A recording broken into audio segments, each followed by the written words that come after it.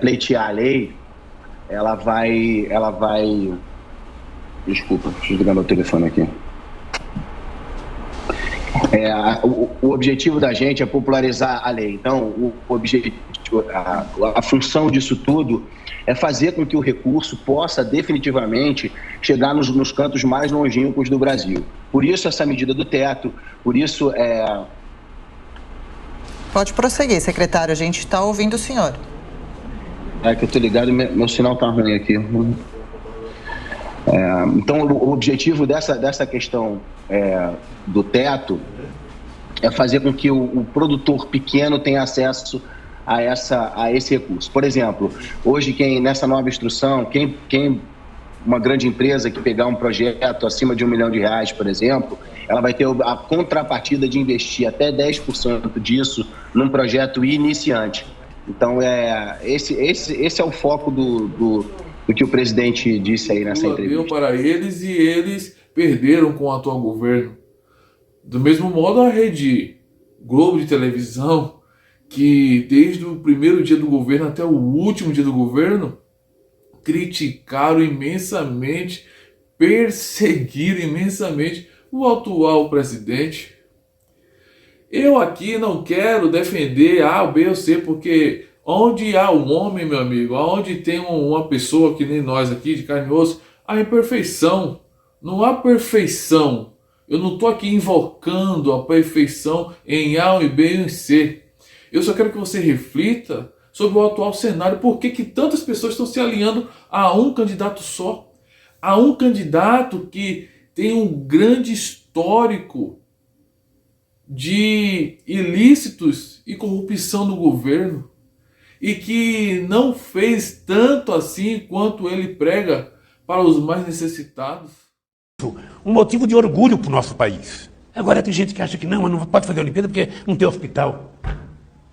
Sabe, olha, sinceramente, eu acho isso um retrocesso, sabe, enorme. Acho que a gente está jogando fora uma oportunidade de fazer de uma coisa boa uma coisa boa. Não poderíamos jamais ter feito Copa do Mundo nem Olimpíada.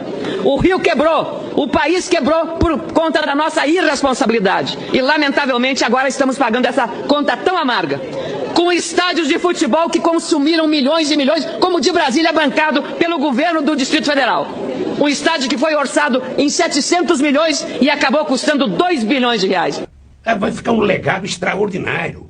O que é importante é que a gente utilize esse legado para que a gente possa melhorar a vida desse povo. Foi uma glória conquistar a Copa do Mundo. Se esse país teve capacidade de fazer uma Copa do Mundo na década de 50, sabe, ele tem condição de fazer uma, sabe, no século XXI. E com competência. Quem for nos estádios brasileiros vai morrer de inveja porque não tem no mundo estádio mais bonito que os nossos. Insegurança, mas a gente vai receber a Copa do Mundo. Sem estádio, não faz Copa do Mundo, amigo. Não faz Copa do Mundo com hospital. Tem que fazer estádio. E se você hoje acha pouco os benefícios que o governo atual liberou para você, será que você já parou para pensar nos valores que o antigo governo lhe favorecia? Eram o suficiente para que você se mantivesse bem?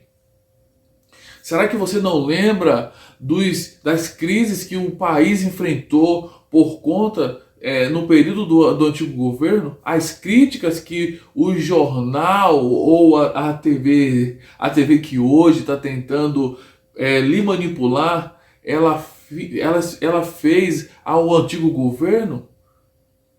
Como a gente pode ver aqui nos vídeos. Suspense na Praça das Decisões. Que venham daqui as novas leis para o Brasil voltar a crescer. Será que 2016 ficou mesmo para trás? Na virada do ano novo, velhas contas se multiplicam. E os salários atrasados, como custam a chegar? A fila só aumentando. Eu vim correr atrás de emprego, moço. Desemprego, o fantasma que assombrou os brasileiros. Gente que é pai de família. Para um pai é muito complicado. Você vê a geladeira vazia. O recorde, 12 milhões de desempregados. Tem muito medo de que isso aconteça. Muito, muito. Máquinas paradas. A imagem é de entristecer. Das concessionárias até as montadoras e as fábricas de autopeças. Sem salário, quem pode pagar as contas? Cortamos empregada, ficamos sem plano de saúde. Mais da metade das famílias com com dívidas. A inflação deu uma trégua. Mesmo assim, Hoje, R$50 você enche uma sacola no mercado. Com comida, com remédio, enfim, a nossa sobrevivência. A agência Fitch diminuiu mais a nota brasileira. A Fitch afirmou que a recessão brasileira é pior do que se esperava e mencionou ainda a situação das contas públicas em geral, a paralisia do Congresso Nacional e a crise política. Mas nem a agropecuária foi bem em 2016. É como se o Brasil tivesse voltado no tempo. Todos os setores andam de ré. Produção em baixa, menos impostos pro tesouro, menos dinheiro na mão. E lá se foram as compras no comércio. Infelizmente, não vai dar pra gente continuar mantendo a loja aberta. Lojas fechadas, obras paradas. Em 2016, sentimos o efeito da gastança do governo nos anos anteriores. Que prejuízo no final das contas. O rombo vai passar dos 170 bilhões. Mas e a luz no fim do túnel? Estou me preparando para mais uma entrevista de emprego agora. Tomara que eu consiga alguma coisa. Tenho que sustentar minha família, não posso ficar parado em casa. Vídeos. Pare e pense para refletir nos vídeos agora. E veja aí, ó, o que foi dito, o que foi exposto pela mídia no período em que o antigo governo que quer retornar recebeu durante esse período. A crítica que essa TV fez, e agora, mais uma vez querendo manipular o seu voto, a sua consciência, usa do seu ardil para induzir você a qual candidato ela quer que você vote, eleja, mas por conta dos interesses dela. Nós, seres humanos, nós, pessoas, indivíduos, como sociedade, sempre queremos colocar nossos interesses em nós onde queremos. Sempre está à frente os nossos interesses. Agora veja o interesse dessa TV, o interesse desses artistas, se eles estão preocupados comigo, estão preocupados com você, ou se estão de fato preocupados com o Brasil. Não, senhores. Com certeza não. Mais uma vez estão preocupados em aumentar os seus orçamentos, aumentar a sua renda, o seu bolso, e o povo pobre, infelizmente, que continue pobre. Porque eles já têm já estão com as suas uniões e suas alianças firmadas, os seus conhecimentos, certo? E não muito distante disso, eu também quero mencionar o quê? O esforço que tem sido feito por essa classe para aprovar medidas que são repudiantes. Hoje, um dos atuais problemas sociais aqui da cidade de São Paulo é a Cracolândia. Chefões do PCC na cadeia. Operação Caronte dá um duro golpe no crime organizado e o Lucas foi acompanhar. Põe na tela, por gentileza, ô Cláudio. Cracolândia paulistana, junho de 2021. Quase 3 mil dependentes químicos se aglomeravam na Alameda Cleveland, diante da estação Júlio Prestes. Começa a Operação Caronte. O endereço da Cracolândia mudou dezenas de vezes. Praça Princesa Isabel, Rua Helvétia, Dino Bueno. O fluxo vai migrando conforme a ação policial apreende drogas, prende traficantes e impede a chegada de novos carregamentos. Nesses deslocamentos, roubos, agressões e quebra-quebra. Hoje o número de dependentes químicos é pouco mais de 10% do que era há 16 meses. Até agora foram 165 traficantes colocados na cadeia da Atena na Operação Caronte. Isso só aqueles que foram gravados em vídeo no momento que estavam traficando, depois identificados, localizados e presos.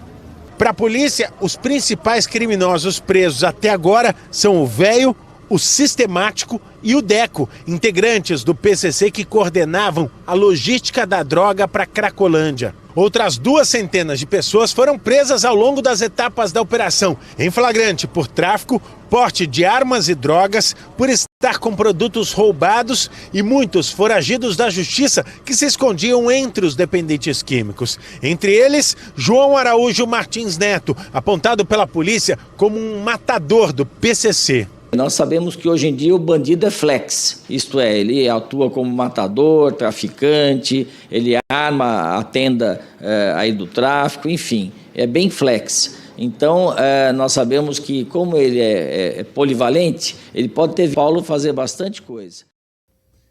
E por conta de vícios, e quem mais lucra com esses viciados são os fornecedores desses ilícitos.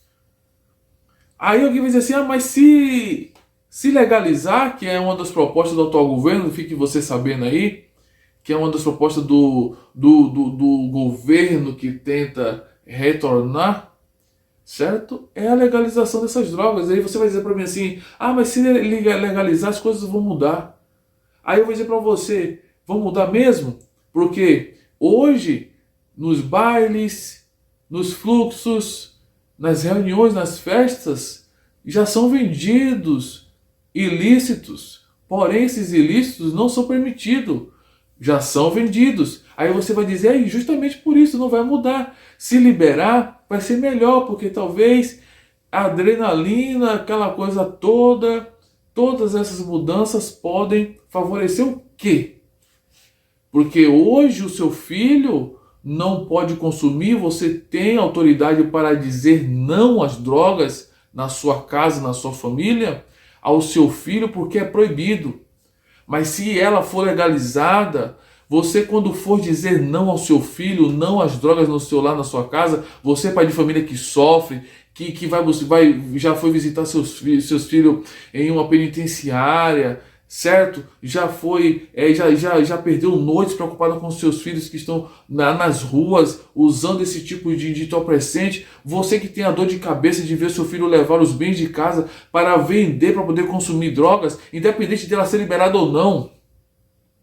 Os seus filhos, por não ter recurso, às vezes não arrumam um trabalho porque não tem o psicológico estabilizado em decorrência dessas drogas, certo? Aí eles vendem o que tem para poder consumir e alimentar o seu vício. E vem um dito salvador da pátria, certo? Um cara sem vergonha, dizer que se insinuar o amigo dos pobres. Eu não quero dizer para você que eu estou sendo amigável ou conivente ou apoiador do atual governo. Não é perfeito, mas dentre a hipocrisia e mentira e interesses escusos dessa aliança que está se formando aí para tentar assumir o poder e direção do país, eu prefiro o que já está aí, certo? Porque daí o seu filho, quando você for dizer não às drogas, não ao uso, ele vai dizer para você sim, você não pode me proibir porque não é infração, não é crime, não é proibido. Ele vai dizer para você, você não pode me impedir de usar, está liberado. Assim como estão aos poucos tirando a autoridade dos pais sobre os filhos, por conta de tanta proteção, tanta lei, impedindo do pai exemplar o filho como deve, de maneira decente, sem exageros. Aí vem agora essa nova sociedade que quer emergir aí, cheia de direitos, mas sem deveres. E aí está querendo se ancorar em pessoas desse nível. Fudida pra cantar. Então eu não fumo, porém, eu sou super a favor da legalização das drogas e da maconha para que as pessoas possam ter empresas legalizadas que pagam impostos e que geram empregos, né? Fazendo a maconha e gerando empregos e acabando com essa guerra que só quem ganha é os ricos lá, as milícias, os fulanos, Beltrano, e só quem morre é o pobre, do negócio que o povo vai continuar usando do mesmo jeito, entendeu? O povo vai continuar usando do mesmo jeito. Nunca vi hatch vendendo droga pra ninguém, entendeu? Fumar maconha. Ele fuma maconha, tá fumando aí, de vez em quando ele vai, faz as coisas dele, que não é contra ele, tá tudo certo. E por mim, tinha que mais é virar empresa. O que falta no Brasil, na minha opinião, é um novo marco legal, um debate jurídico e público na sociedade de como lidar com essa questão das drogas. As drogas hoje têm uma capilaridade enorme, gigantesca no Brasil inteiro, emprega muita gente, verdade, emprega muitos jovens, muita gente, não necessariamente consumidores de drogas. Sim. Então você tem os entregadores, pessoas que são jovens contratados, que compram ou recebem uma moto para entregar drogas, fazendo um verdadeiro delivery. Então são, no Brasil inteiro, milhares de jovens empregados. E, infelizmente, os grupos, quando vão se organizando, se reorganizando, eles passam por uma disputa de locais, de pontos de venda. Certo? Então pense muito bem. O governo que quer liberar aborto, um governo que, ao invés de liberar aborto, por que não propõe uma melhor educação nas escolas, um melhor preparo das adolescentes e dos jovens? Sabemos que há tecnologias aí que estão sendo desenvolvidas para ajudar o indivíduo a evitar uma gravidez, mas isso não justifica a liberação de um aborto. Sabe por que eu e você estamos aqui agora? Você está podendo assistir esse vídeo? Porque ainda é ilegal, ainda é crime no Brasil o aborto. Porque se fosse legal, possivelmente nas épocas em que estávamos nas nossas mães estavam na gestação, possa ser que você seria fruto de um aborto. Eu seria fruto de um aborto. E aí? Você compactua com esse tipo de idealismo? Essa talvez não seja a solução. E pessoas que se dizem experientes, donas da razão, que são a solução para o Brasil, estão propondo o que aparentemente é o mais simples, o que aparentemente é o melhor. Mas pense bem, pense muito bem a quem você quer entregar a direção do nosso país.